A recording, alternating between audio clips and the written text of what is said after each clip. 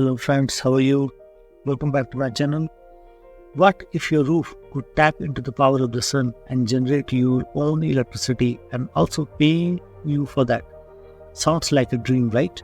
Well, dream no more. The Pradhanmantri Suryoday Yojana is here to make that a reality for thousands of Indian households. Today on WealthWisdomHub, we are unveiling the secrets of this game-changing scheme. So brace yourself for a sun-powered journey of savings and sustainability. First, we'll see what Mr. Modi has said about the scheme. Now we'll see and delve into the details now. So, what is the Pradhanmantri Suryoday Yojana? The Pradhanmantri Suryoday Yojana is an initiative to generate electricity through the solar energy. It targets of installing rooftop solar system on 1 crore houses. Pradhanmantri Suryoday Yojana aims to provide electricity to low and middle income individuals through solar rooftop installations, along with offering additional income for surplus electricity generation. What is the current position? The current position is that only even less than 10 lakh households are with rooftop solar installation, and the total capacity is only 2.2 gigawatt. 1 gigawatt is 1000 megawatt. Though the total rooftop capacity is 12 gigawatt, out of this 87% are non-residential. So the incentive structure are such that currently that it benefits the commercial entities more than the individual houses. So it was not immediately clear whether the Pradhanmantri Suryoday Yojana will be part of the government solar rooftop scheme or it will be a new scheme. Now you will ask me, what is government rooftop solar program? Because you must not have heard about it. So let's check that also out. So what is grid connected solar rooftop solar scheme? That is phase 2.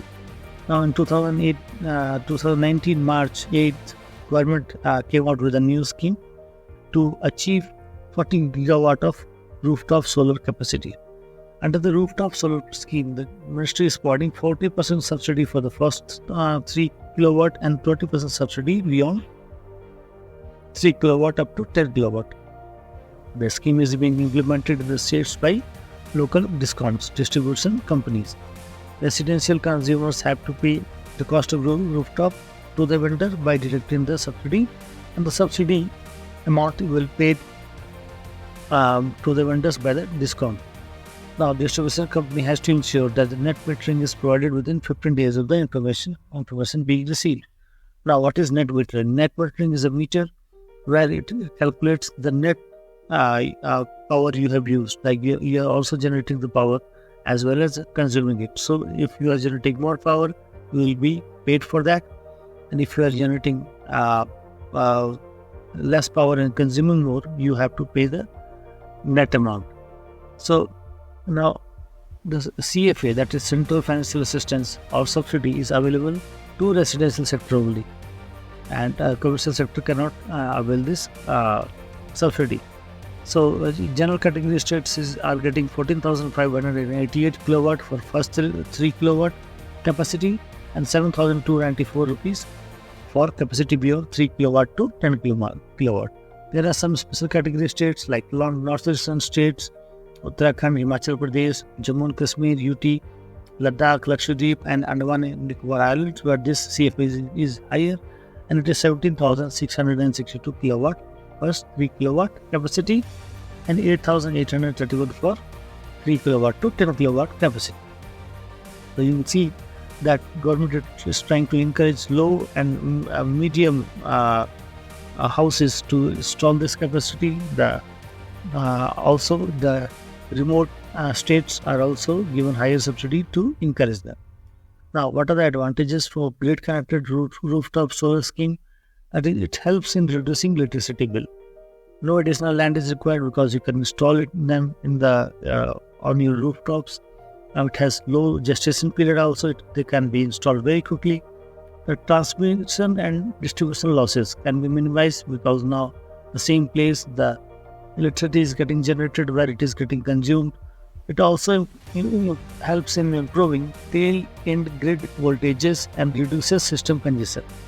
It also provides long-term energy and ecological security by reducing carbon emissions.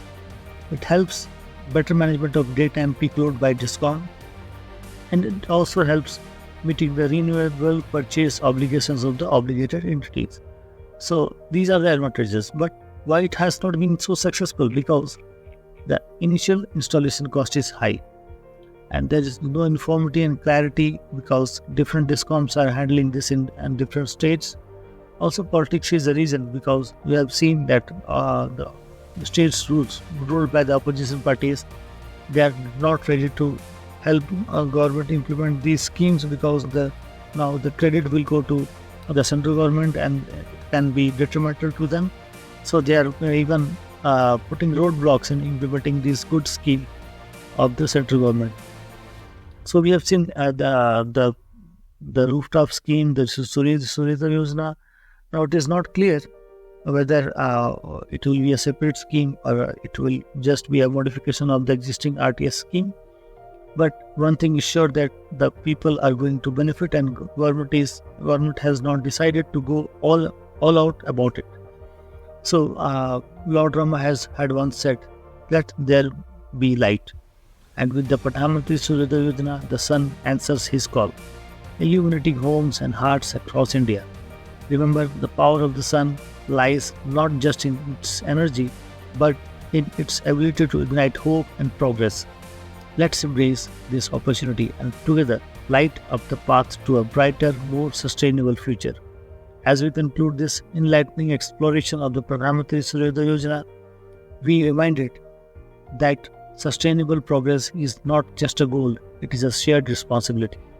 Wealth Wisdom Hub is committed to bringing you valuable insights into initiatives that not only shape our present but also lay the groundwork for a brighter tomorrow.